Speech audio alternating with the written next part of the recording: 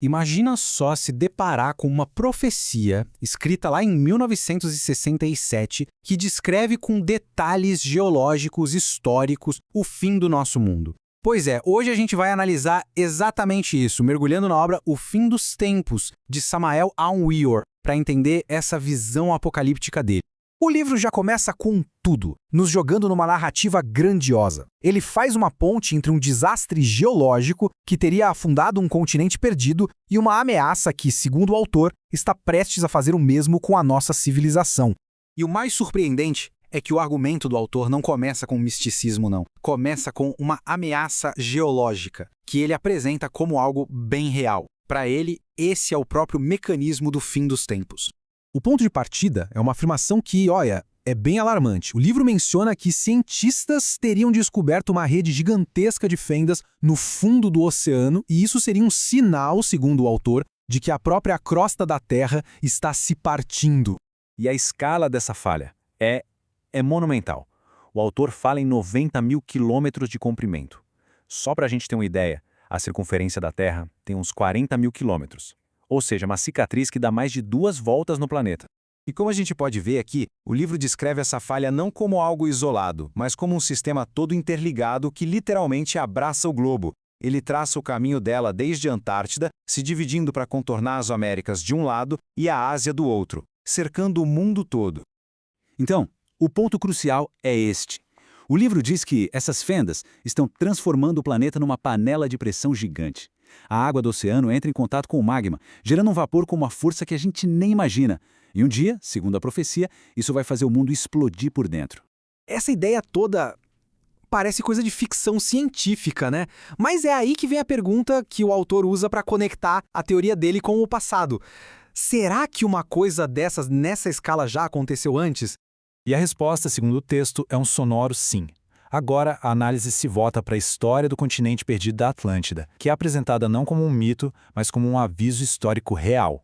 Para tentar provar o ponto dele, o autor junta o que ele apresenta como se fossem evidências de várias culturas antigas. Como a gente vê na linha do tempo, ele cita sacerdotes egípcios, manuscritos maias, inscrições caldeias. O argumento dele é que a história da destruição da Atlântida não é um mito isolado, mas sim um registro histórico que ficou fragmentado, espalhado pelo mundo. E olha, a Atlântida que o livro descreve não era uma civilização primitiva, não. Muito pelo contrário. O autor a descreve como tecnologicamente muito superior à nossa. Eles dominavam energia nuclear, tinham robótica, era uma sociedade de maravilhas, mas que, no entanto, estava destinada à ruína.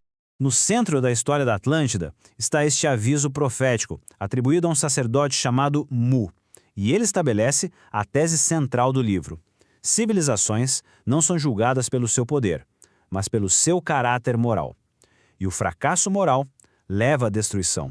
Aí fica aquela pergunta óbvia, né? O que deu errado? Como é que uma civilização tão poderosa pôde simplesmente desaparecer da face da Terra?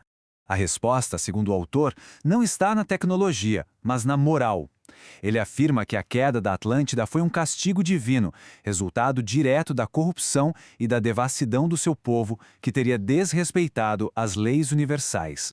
A partir daqui, o autor começa a apresentar uma história bem esotérica da humanidade, explicando quem nós somos nesse grande esquema de civilizações que ele descreve. Aqui é super importante a gente entender a terminologia bem específica e, vamos dizer, controversa do livro. O autor usa o termo raça ariana, mas desvinculando da ideologia do século XX. Para ele, é um conceito teosófico de uma raça raiz, a nossa civilização atual, que teria surgido da mistura de sobreviventes da Atlântida com outros povos.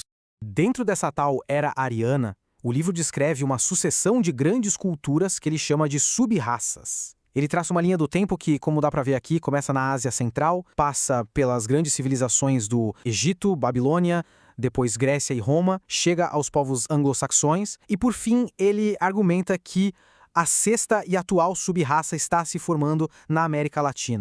E é exatamente aqui que a análise histórica se conecta de vez com o presente.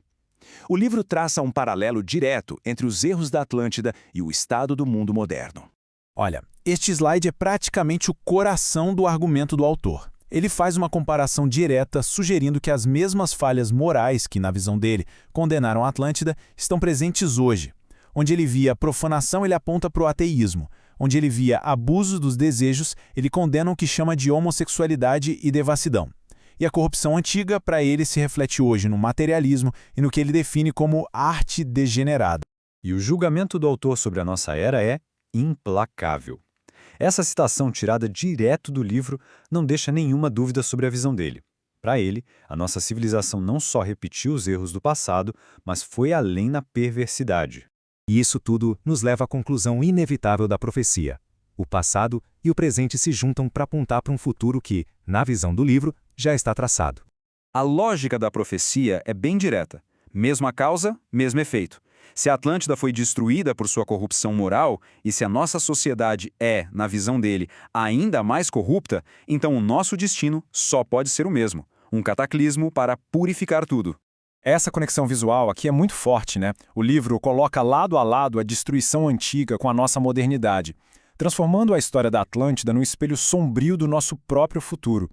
O aviso não poderia ser mais direto. No fim das contas, o veredito é que a nossa era chegou ao fim do seu ciclo. A civilização é descrita como uma fruta podre, cujo colapso não é só inevitável, mas necessário para que algo novo possa nascer de suas ruínas. E assim, a profecia se completa. Foi escrita lá em 1967, essa visão apocalíptica é um produto da sua época, mas ecoa medos que são atemporais. A questão que fica no ar, talvez, não seja nem se o autor estava certo, mas por que, em todas as eras, a gente continua contando histórias sobre o nosso próprio fim? É um aviso? Uma fantasia? Ou será que é um reflexo das nossas próprias ansiedades?